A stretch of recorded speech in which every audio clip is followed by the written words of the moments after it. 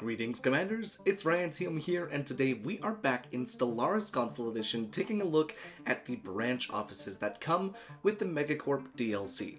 So, branch offices. Branch offices are one of the things that when I first got Megacorp actually on PC back when it came out, I was really confused as to what exactly it did, why exactly you'd want to use it, and how you could abuse it. So, branch offices in, the lamest term that you can do, and in the simplest terms that you can do, is a building that you can open up on another planet, another Empire's planet, that you have an open commercial pact with. Now that's excluding the criminal heritage, but we're going to get into that at the end of today's video, closer to the end I should say. So, you can open up a building based on the fact that you have a commercial pact with a foreign empire, and you're allowed to open a building on their planet. Now what exactly do these buildings do, and how are they beneficial both to the empire that you open the planet on, or open the building on, and to your empire itself? Because let's be honest, Megacorp is all about making money, doing some shady deals, getting some good stuff going, and that's what this is all about. So in today's video, we're actually going to break down each of the buildings and what they do, and what you can expect to have done on the planet that you build it on, and what you can expect to have for your actual empire. So you find us here in the year 2409 with a booming economy, an entirely subsidized galaxy, and lots of branch offices open across the galaxy. Now the branch offices, as we said, are buildings that you can open up on foreign empires' planets that will generate you resources. So for instance, we can go ahead and take a look up here at my energy credits, and we are making a total of 1,119 energy credits only from branch offices. Now that's pretty crazy, honestly, because considering that the branch offices only work through trade value, it's kind of incredible how much trade value we're actually bringing in. And I mean, you can see in the energy credits, trade, we're bringing in 4,880 galaxy-wide. Now that's kind of crazy. So the branch offices here, you can see that on the corporate tab of the planet, you've got all of these different options for building these planets, or building these buildings, and each of them comes with, all of these buildings and stuff like that. But what does each of them do? Well, let's go ahead and break that down, and then I'll show you some in-game examples of what it's like to have these buildings built. So we start off with the Amusement Megaplex, and this building is a very special one in it that it provides your empire, the corporate empire, 10 energy flat, just 10 energy. But it also increases the amenities on the planet that it's constructed on by 10, therefore increasing happiness of the pops on the planet, therefore increasing amount of resources from jobs, therefore increasing trade value, which is always a good thing. More amenities means more happy pops, which means more long-term, what's the word I'm looking for, ROI on your side. So then we come to one of the special buildings, the Commercial Forum. The Commercial Forum brings one merchant job to the planet that the branch office is open on. Therefore, the planet that the branch office is open on has one more merchant job, creating more trade value. But the best thing is, it gives your corporate empire a plus 25% branch office value on that branch office. Now that's very powerful, because an extra 25% on top of what you're already making is a very, very nice investment. Because as that planet grows in size and continues to prosper, so too will your empire prosper by having more and more trade value added to it. Now I did want to bring one thing up with that last building. There is an upkeep of 3 energy a month. The planet does not pay that, you pay that. That's an important thing to keep an eye on. When some of these buildings start to have mineral upkeep, when they start to have energy upkeep, when they start to have strategic resource upkeep, it's a good idea to pay attention to some of that. So then we come to the fast food chain, and it's basically McDonald's in space. What this does is it gives the planet that it's built on one more farmer job, which is great because happy pops need to eat, but it also gives your corporate empire a plus 10 food a month. Which is always nice to see, because especially in the beginning of the game when a lot of us struggle with food, if you can get an early branch office open on one of these planets and then build a fast food chain, it's a great way to make food without having to clog up your districts on other planets, or put on those the farming buildings on your planet as well. Then we come to the Mercenary Liaison office, and this one is a very, very powerful one. Because not only does it give the home planet a plus 1 soldier job and a plus 100 army starting experience, but it also gives you, the corporate empire, a plus 10 to your naval capacity. So if we go ahead and take a look at up here in our naval capacity, you can actually see that from our branch offices, we have a total of 90 more naval capacity coming from those specific buildings. Now that's a very powerful thing, especially for empires who might not play as wide and might not have as many anchorages. It's a very good idea to have that building on like every branch office that you open, because then you won't ever have to worry about naval capacity, and it can kind of grow with the empire itself. Next we have one of my favorites, and that's the private military industries. This one gives the planet that the branch office is built on +2 clerk jobs, which means more trade value for you, but it gives you a +3 alloys a month to your economy. And that's honestly pretty powerful, not to mention you actually have no mineral upkeep when it comes to that building. You only have energy upkeep. So even though you're only making a minuscule amount of alloys, +3 alloys a month can be the difference between being able to make 2 corvettes or 1 corvette in the early game economy. And that's a great thing, especially because minerals are the key to lots of alloys. Then we come to the Private Mining Consortium. What this does is it gives the planet that the branch office is built on +1 miner jobs, giving this planet more minerals, but it also gives you a flat 10 minerals to your economy. Apologies about my throat, I don't know what's going on. But being able to have that extra 10 minerals a month is similar to what the food one does, the fast food chain, but this time just with minerals. It's a nice way to be able to produce some of the early game minerals in your empire, especially because Megacorps really focus on money and trade value and energy, whereas minerals aren't necessarily the most important thing for them because they'll probably just be buying them, honestly, because they'll have so much trade value. So it's a nice thing to have a little bit of an extra boost.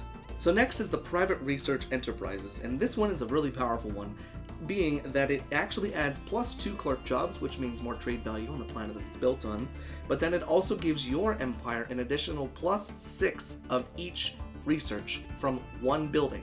Now that's very powerful, especially in the beginning of the game, when your main focus on research is going to be in space and getting the first one of your research labs down on a planet.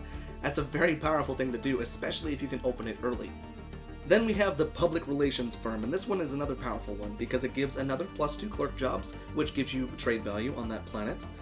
But then it also gives you unity a month, and it's very nice to be able to generate some unity off-world, saving another one of your building slots for alloys or research or anything like that, or doubling up on unity production and putting down one of your buildings that creates unity on top of creating the unity from this building can really begin to snowball your traditions very early on.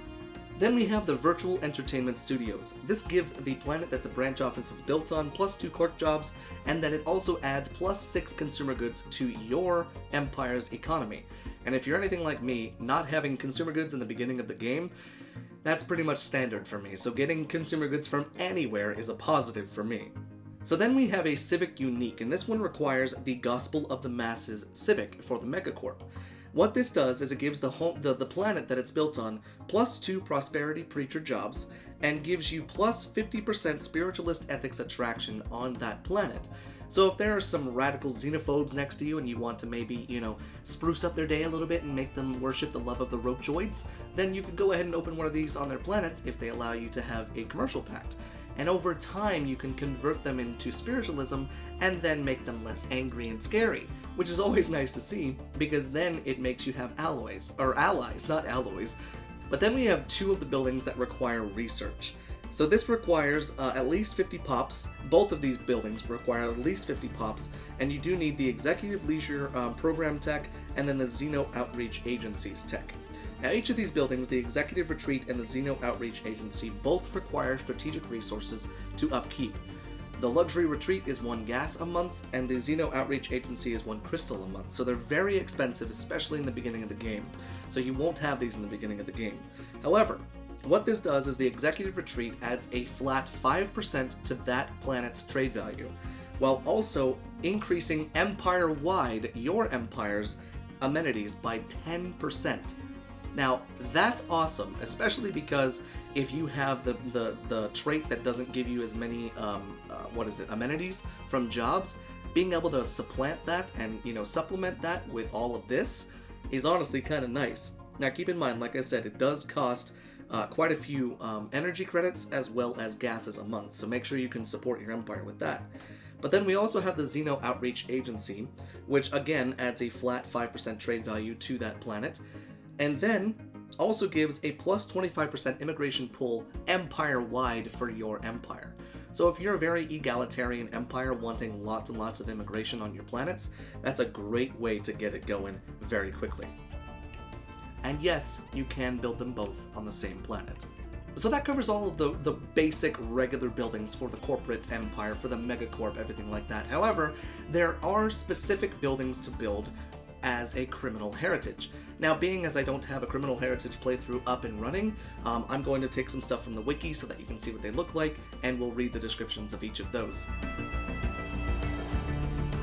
So the criminal heritage has 9 unique buildings for you to build on their planets, and the difference between a regular Megacorp and a criminal heritage is that a criminal heritage thrives on crime, whereas a regular Megacorp opening all of these buildings, these corporate buildings, thrives on positive trade value.